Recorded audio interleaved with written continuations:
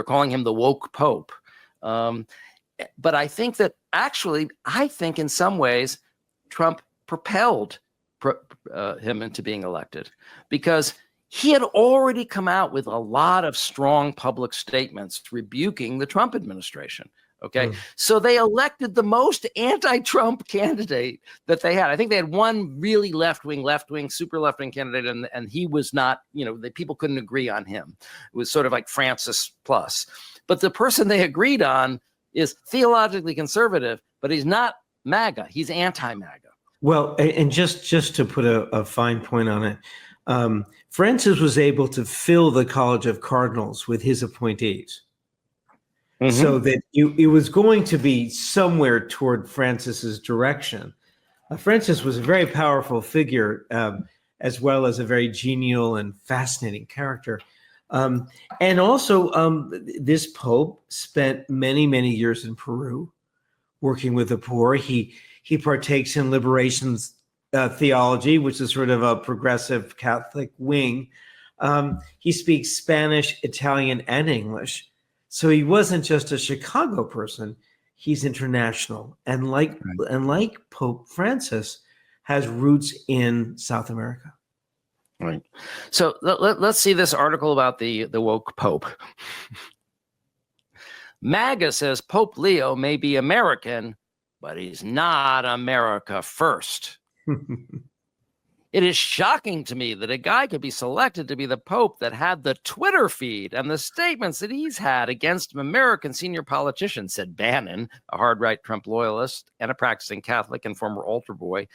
The Pope's brother, John Prevost, told the New York Times that he thinks his brother would voice his disagreements with the president. Quote, "I know he's not happy with what's going on with immigration," he said. "I know that for a fact. How far he'll go with it is only one's guess. He won't just sit back. I don't think he'll be the silent one." So one of the things that happened after the election is our listeners started to turn to us as psychologists and say, okay, so now how can you help us cope with what has happened and what is happening? And of course, what is happening is really genuinely catastrophic at some level. And so it does raise a kind of existential question, right, of how we cope with true catastrophe, not just things that are neurotic suffering, but real catastrophes in real life. Harry, before you came on, he asked that maybe you could introduce us a little bit to what psilocybin therapy is, but then maybe you could also help us transition to how it might help us to cope. Yes, I love thinking about the why, like why are we doing this? What's it actually going to do in the real world? And actually, that's a lovely framing. So essentially, psychedelic therapy, the way I worked in it for nearly a decade, and now I focus more on the integration side, but many years in the clinic, is one person on their own in a kind of hospital room with usually two therapists, sometimes one, but usually two. And it's a very long process. It's a whole day. But even more than that, because there's a preparation day the day before and there's an integration day the day afterwards. So it's a kind of like 3-day event, one of these sessions, which people really need, because people came to our trial with long-standing depression, lots of childhood trauma, and a lot of anxiety about taking a psychedelic, which is really sensible to be quite anxious about it, because these experiences for people that haven't had one before, or maybe even people that have had one before in an unsafe setting, these experiences can be utterly terrifying.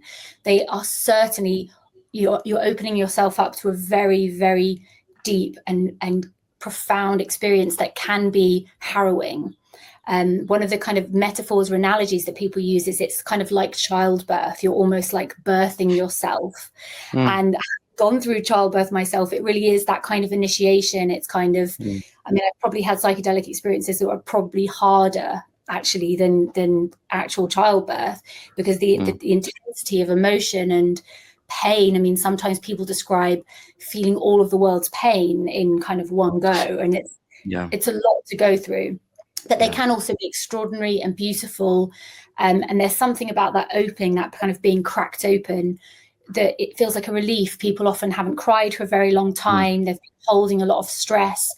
And there's this kind of upswelling of just something that feels true and real and authentic. And there's this, you're cracking open, and that feels like a relief. And you really do need good therapists with you for the whole day. There's a music playlist playing.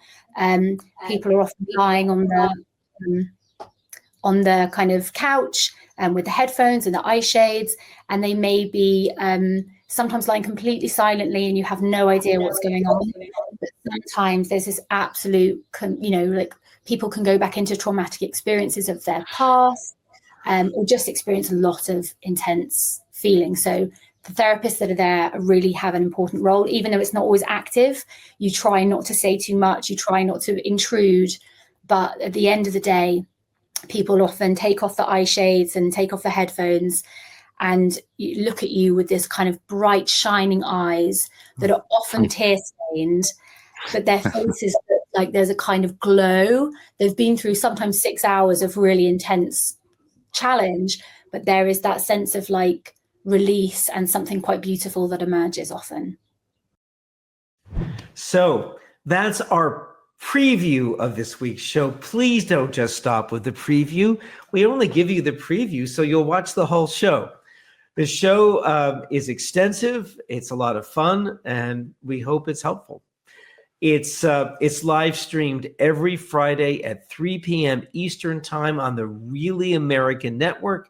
And after that, it's available on YouTube and also as an audio podcast anywhere where you get your podcasts.